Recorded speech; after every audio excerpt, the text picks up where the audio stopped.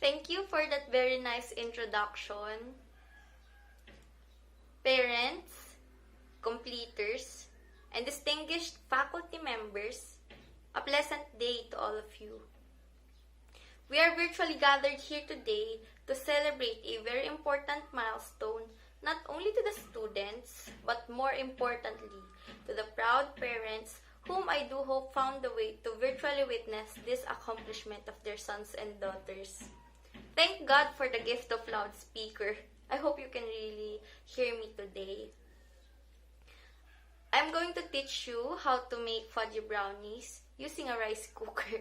Charot, that's a joke. Well, apparently, I am supposed to give you a heartwarming / motivating speech with the sole purpose of getting you all fired up for what comes next after this completion ceremony. I'm not actually sure how do I do that. To be honest, I was not even sure how to address the students properly. Back in our time, we were just called graduates because it's a graduation. So I thought I could call you completers. So I guess, how do they call the preschoolers when they move up? Are they called movers? Because it kind of sounds like they're having a dance class session. Movers! Anyway, that's a lame joke. Allow me to start my speech by asking how you are feeling. Probably mixed emotions, happy and excited because you waited so long for this once-in-a-lifetime moment. And at the same time, sad because you don't get to celebrate it with your friends in school due to COVID. Well, same here. I'm feeling quite sad too. When I received the invitation last year to be your guest speaker today, I was very excited. Coming back to Sacred Heart Academy after 10 years, and who'd have guessed that when I come back, would be to give an inspirational speech. 10 years, wow. Just wish I could have grown taller in that 10 years. Anyway, I want to take this opportunity to share with you a few of the bad memories I had back in high school. Yes, Bernadette, you heard it right. Bad memories. Because if my speech will focus on the good stuff only, where's the fun in that, right? But don't worry, I'll try to keep it short. So here it goes. The first story I am to share with you happened way back 2010 when we were in 4th year high school, which is now called grade 10, right? Back then, I was a jolly little fellow who has quite a number of friends in school. I had friends from all sections, and that led me to being invited to run as our school's mayor for the student government. Long story short, I did not win. I lose to a friend of mine who has a relatively lesser number of friends than me. But to be honest, she's actually better than me, so she really deserved it. Few weeks after that is the selection for the Bulprisa representatives. I am not sure if you are aware with what Bulprisa is, but in case you don't know, Bulprisa is an inter-school competition among all the private schools in Bulacan. Back then, I was really hoping to compete for the mathematics quiz bee, but once again, unfortunately, I lost to someone, and this time, that someone is way younger than me. Nevertheless, I was chosen to compete for the essay writing contest. It is somewhat a second chance to prove myself. And I did. I finished off 3rd place on the essay writing contest. But that is not the end of the story. Funny thing is that there were only 3 participants who competed for the essay writing contest.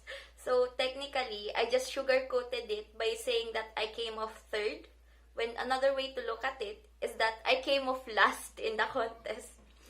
It's still a shame, even just telling the story, I feel so ashamed right now. Fast forward, I did not learn my lesson. I tried my luck again, and this time, I joined the press conference. So that is together with other students competing in different divisions. If I remember it correctly, there are more or less 10 students that time, so we were competing in different divisions. Bottom line is I lost. I was the only one who lost among the group. All others brought home the bacon. So there you have it, the 3 among the many memorable heartaches of my early youth. So what is the lesson of the story? The key takeaway I want you to get from my story is that there will always be bad days. In fact, there will be many, many bad days to come. But like what the most famous quote says, it's just a bad day, not a bad life. Life is like a rolling wheel, you know. Sometimes you are at the top, but there will be times when you get to be at the bottom. There's no need to worry when that happens, you being at the bottom. Just remember to relax, do your best, and wait for the time for you to be at the top again. Going back to my story, that is the best thing I have learned after falling too many times. I learned to be okay when people did not believe in me, so I had to lose the student elections. I learned to be okay even if I fell short and had to lose competitions many, many times. And most importantly, I learned to be okay being happy for everyone who won, even if I am the only one who turned out to be the loser. Being happy for others is really hard, especially if you are not happy with where you are. I managed to overcome all those downfalls. Of course, I cried. I cried a lot. I remember crying to my father first thing after I went home after the press conference because I can only manage to hold back my tears for a few hours trying to smile for my friends who were so happy that they have won. Now that is the second thing I want you to remember from my story. The pain and heartaches are bad, but always remember that you are never alone in your battles. Your family, especially your parents, will always have your back. No matter how many times you fall, they will still be there wiping every tear that you will have to shed. Like what my parents told me a million times now, whatever you are feeling, may it be happiness or sadness, our parents will be feeling the same with double intensity. So, kung masaya tayo, yung saya na nararamdaman ng ating parents ay doble pa.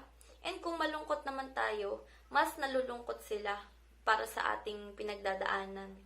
So, kung sabi nga nila, kung pwede lang nilang kunin yung lungkot na nararamdaman ng mga anak nila, kukunin nila para hindi na masaktan yung mga anak nila. So, that's parents' love, you know.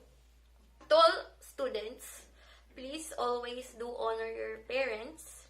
Respect them, and always try to be open to them.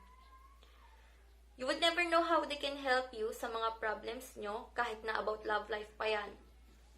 And please, after this completion ceremony, please give time to hug and thank your parents for taking you this far.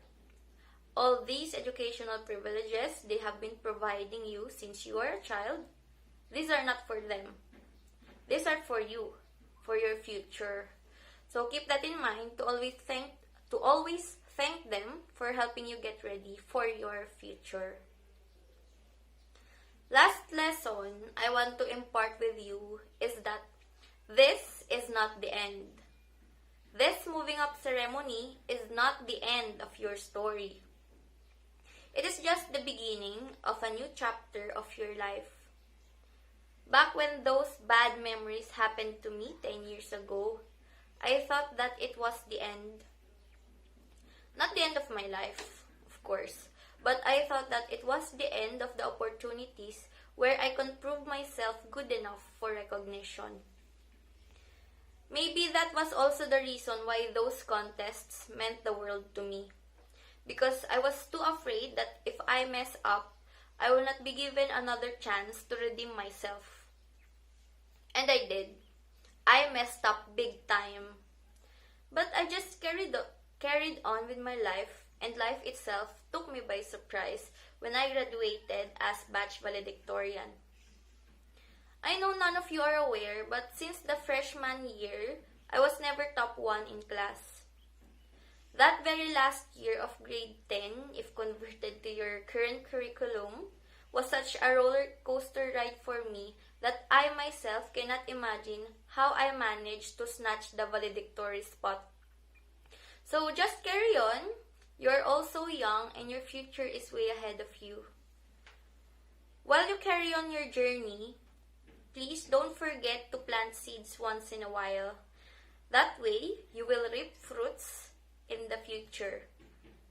I really don't want to explain this, but in case you did not get what I have just said, just to be clear, when I say plant seeds, I meant don't forget to put efforts on what you do. And in that case, those efforts that you planted will surely result to something beautiful. So that's it. So much for me and my stories. I'm going to wrap up my speech already before this all goes down to a cat talk show, So once again, congratulations to the completers. Congratulations, students, for this very special accomplishment of your life. Congratulations, parents, for being able to help your children get this far.